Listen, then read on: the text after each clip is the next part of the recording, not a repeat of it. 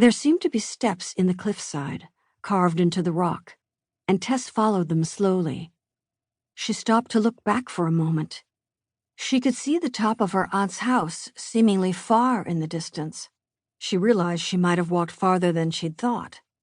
And then the path stopped, and there was just the face of a rocky hill above her.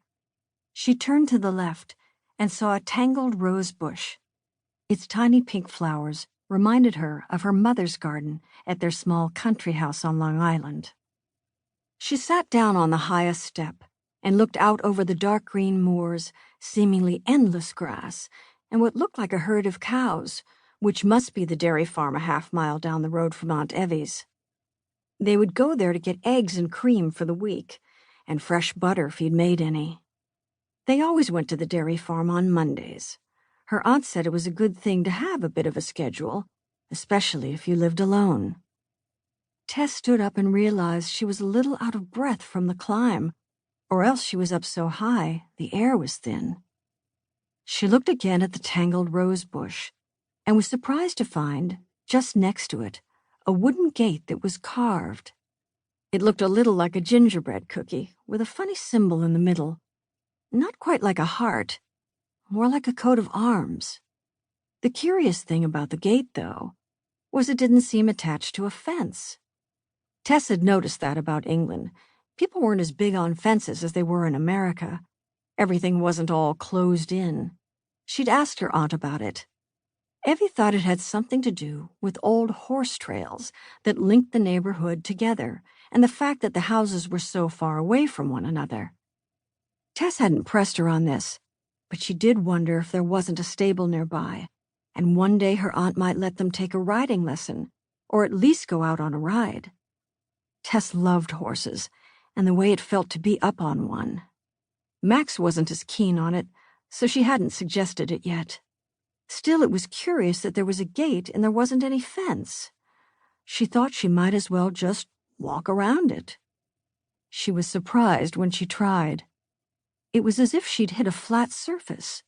First her toe banged into it, and then her shoulder.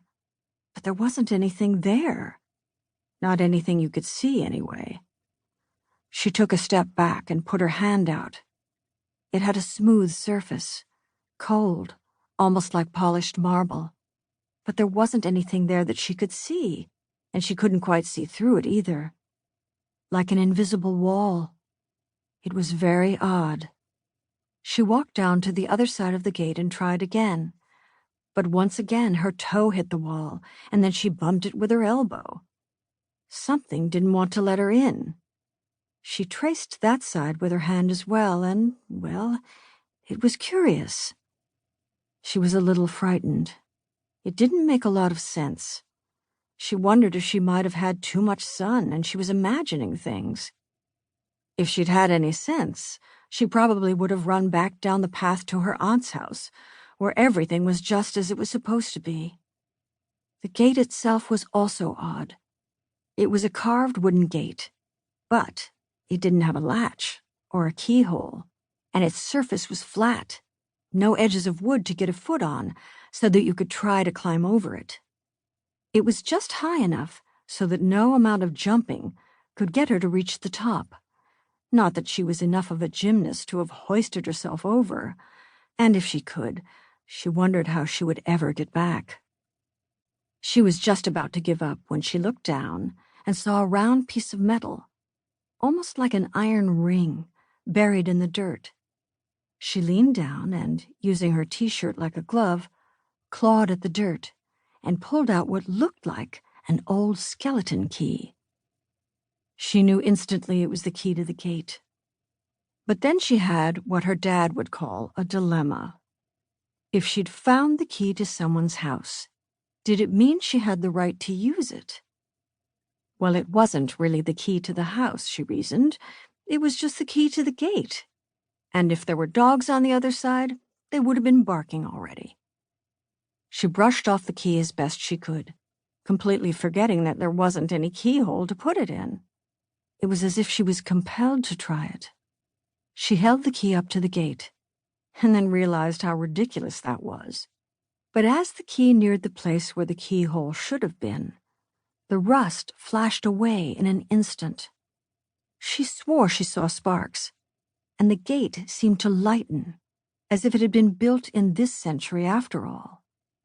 It was almost as if it was a magnet, or two sides of a magnet anyway, as her hand pushed the key into a shiny brass keyhole that appeared out of nowhere. She was a little frightened now, but the gate swung open before she could even turn the key. She could see a pond, the water pale blue, with white swans in it, and what seemed like water lilies growing around the banks. There were hedges in the distance, staggered in lines that reminded her of the maze at Hampton Court. She wondered if it was a maze. The hydrangeas were blooming. Their lush white flowers looked like pom-poms. It was definitely somebody's estate. And now she was worried that the invisible wall on either side of the gate was like an electrified fence or something. Her father had told her about those, and she really shouldn't be there at all. But before she could shut the gate and run back down the hill, a voice called out, "Hello!" There was a boy who looked to be almost her age, kicking a yellow ball, practicing soccer moves. He stopped the ball adeptly between his feet and called out again, "Hello!" And then he added the strangest thing. "I've been expecting you." Tess put her hand on her hip and said, "Really? What's my name, then?" The boy stammered, I meant I'd been expecting someone." And then he smiled and added, "But I'm awfully glad it's you." Leaving the ball on the grass, he started to walk towards her. "I'm William," he said. "What's your name?" "Tess," she answered. "Tess Barnes." Something made her want to tell him her last name, too. There was something about the house that made her want to seem proper. She wondered if he was a prince, or his father was a lord or something. The property was awfully grand. "I didn't mean to burst in," she said. He laughed at that. "You hardly burst in, you were just standing at the gate." Tess turned back to look at the gate, which was still ajar. She turned back to ask him about it, but before she could, he said, "It's better that we not speak about that.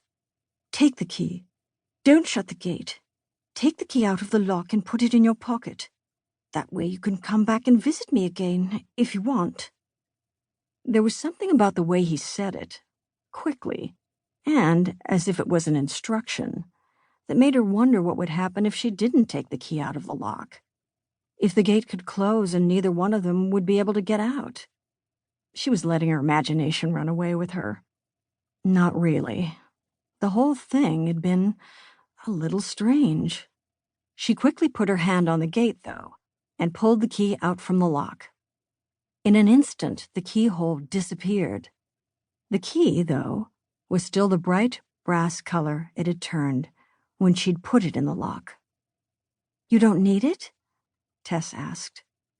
"No, it doesn't work from this side." He saw her looking at the sides of the gate, the invisible wall she had run up against. "It's a trick," he explained. "My father's big on privacy.